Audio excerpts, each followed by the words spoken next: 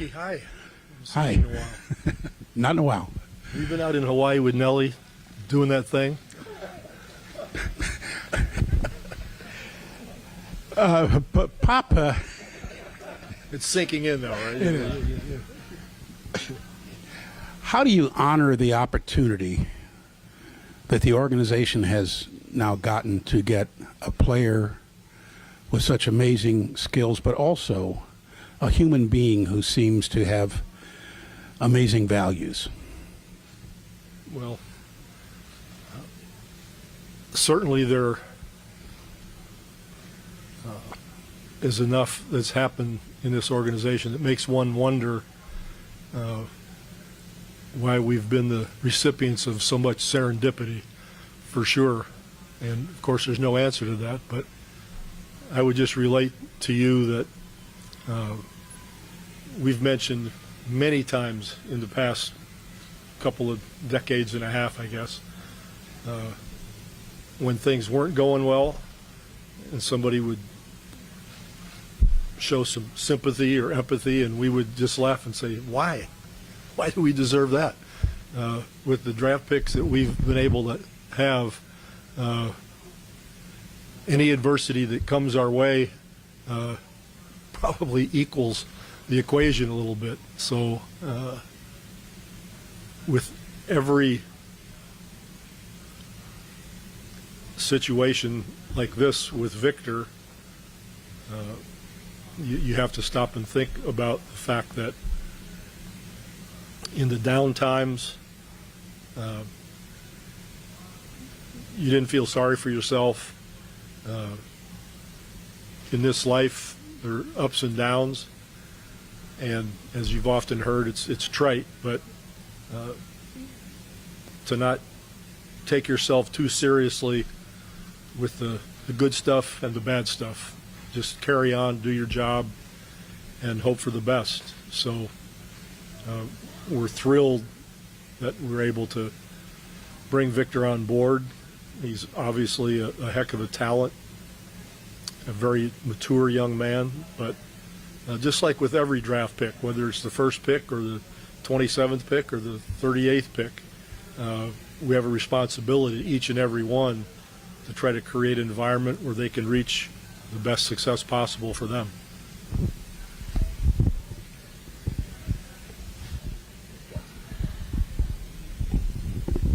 Hello, Coach. Jazz Wormley with Air Alamo. My question is, what would be your advice to Wemby on how to handle the amount of pressure and expectation that has been put on him? Well, I'll know what I'm going to say to him when I get to know him a little bit better. We don't have a personal relationship yet, but from what I've seen, I don't think he's going to need a lot from me in handling pressure. His parents have already done a hell of a job.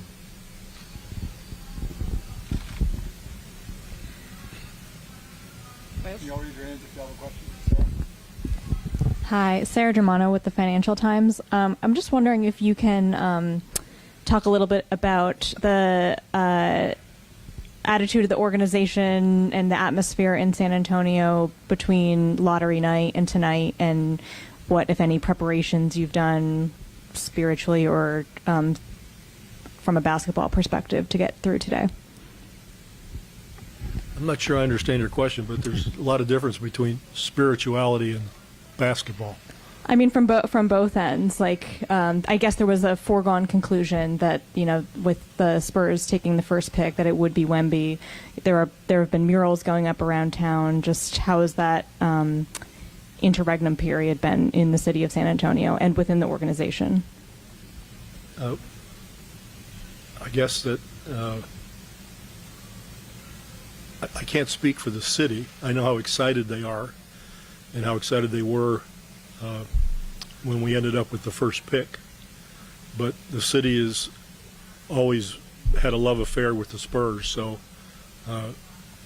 it doesn't change no matter who we pick or what year it is. They've always been loyal, faithful fans who enjoy the Spurs, and the players in return have always understood their responsibility to the city. So we didn't do anything different in preparation. We are who we are, and the city has always supported us. So we didn't take any extra steps to make this a whole lot different.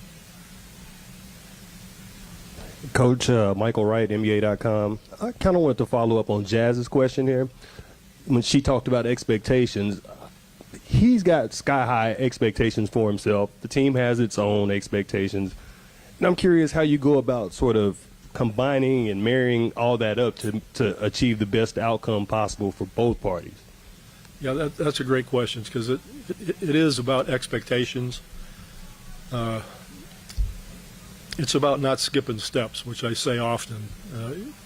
It's, A to B to C to D on a variety of levels. One is O's and X's in the game. The rules are a little bit different, obviously, than FIBA. You'll have to get used to that.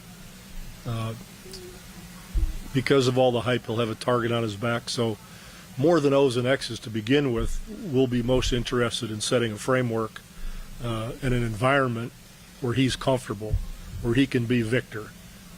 He's not LeBron or Tim or Kobe or anybody else. He's Victor, and that's who we want him to be. So we'll do what we've done in the past with every player. We'll observe. We'll be there to counsel, to suggest, to answer questions, be available as they matriculate into a team, into a city, into a home, where they're going to eat their meals, who's going to make their meals, every facet of an existence, just like each of us has an existence. We'll be very observant, but there's nothing in stone where we're going to already say this is the way it's going to be. People asked with Tim Duncan, what do you think he needs? What are you going to do? I said, I have no idea. We're going to get him on the court and we're going to see him play, and we'll go from there. But as far as being overly, helicopter-like, that's not a good way to start. Coach Alex Sabario, KRGV.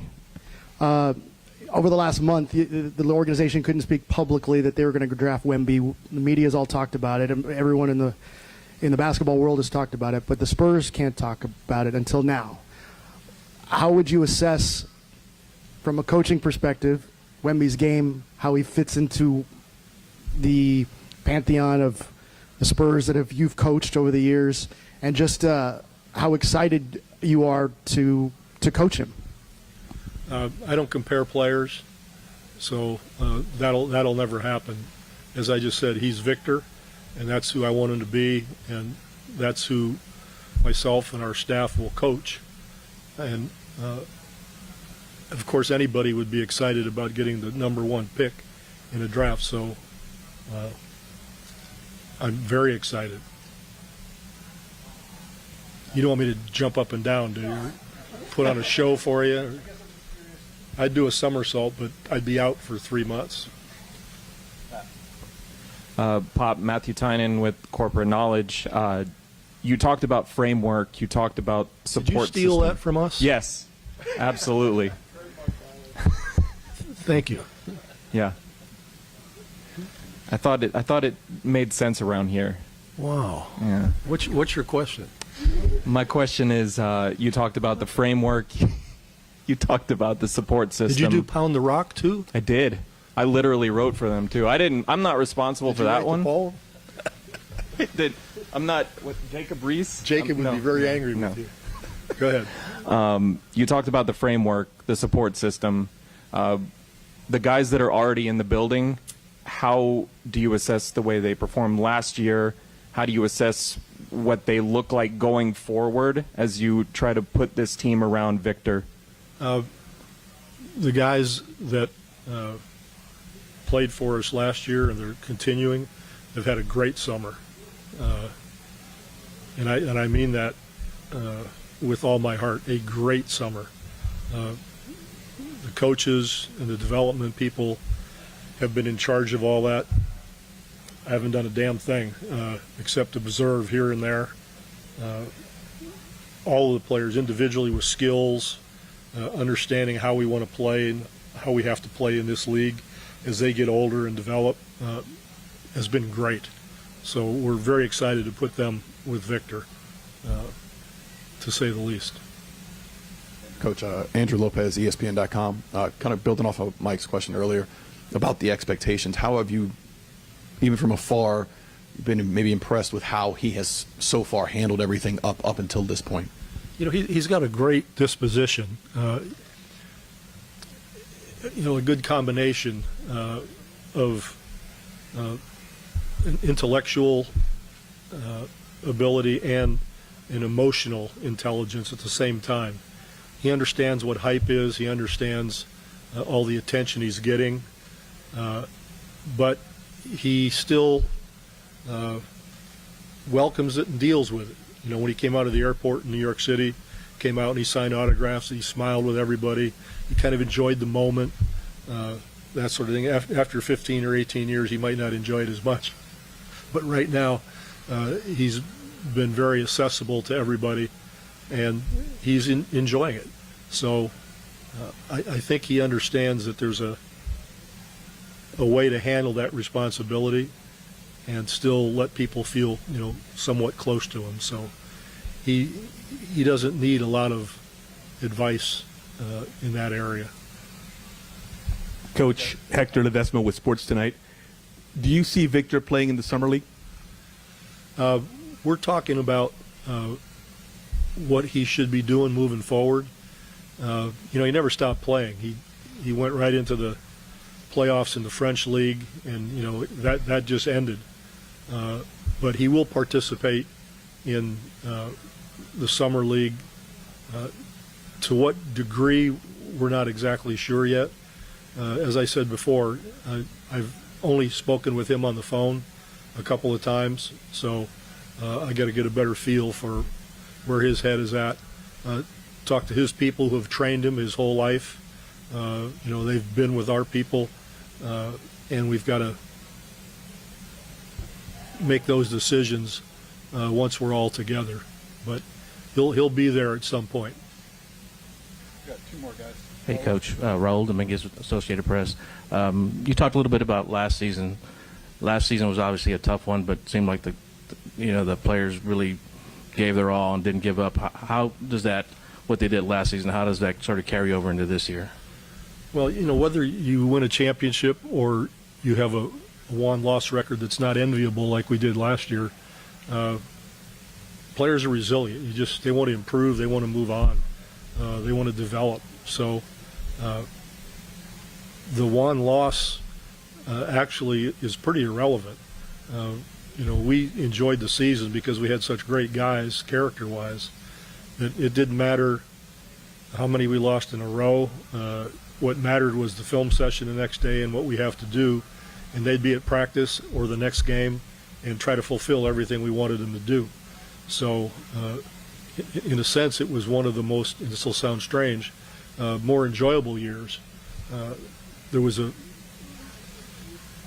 was fun in a way not being on TV much, and you just go to work and you don't worry about results other than players developing and a team understanding going forward. And they were A+ in all those regards, and they stuck together. Where a lot of teams that are in that situation really implode. So I was really proud of them, respected the hell out of them for being able to have that kind of mental toughness. And that's what they'll carry forward into this season. Thank you. Wasim Cornet from France 24. I have a couple questions. You know Tony Parker really well. Tony Parker has watched Victor Wembanyama play many, many times. Have you and Tony spoken about him, and if so, what has he told you? Sure, I've spoken with Tony and, a lot of people, as you might expect. Tony's a big fan. Him available for I'm sorry? I said second question. Have you decided whether you'd make him available for France for the World Championships? That's a decision that I don't think has been made yet. Thank you, guys. Whoa.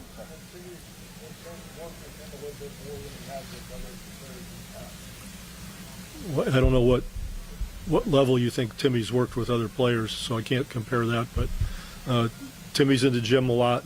Manu's in the gym a lot. Fab's in the gym when he can be here. Former players, Sean, Tony, these guys, when they're here, they come in. But as far as developing on a day-to-day basis, that Timmy won't be doing that. But you can guarantee that they'll have conversations. Victor's already expressed interest in, spending time with Timmy, with David, that kind of thing. So that'll happen. You just won't see him drilling them out here on the court. Greg, one more. This will be the last one. Who says? It's me again. Oh, who says? What do you can answer any questions as you want to. Whiz. You once said you had to allow Manu to be Manu. Victor plays the game a little differently than most big men. Are you anticipating there may be a time where you have to say, I have to let Victor be Victor? Sure. I think I already said that. I'm going to watch him. I'm going to see what happens. And you were right about Manu. Oh, he was a pain in the ass. I say that because he's right over there in the other room. I learned so much from Manu about that very thing. You can't make players into what you think they should be. You really have to understand what they have and how to capitalize on that, because no player is perfect. And learning how to zip it once in a while will serve me well as I watch Victor or Calvin or Devin. It doesn't matter who it is. We all hopefully learn as we grow and get a little bit older. Anybody else? All right. Take care. Good to see you. You bet.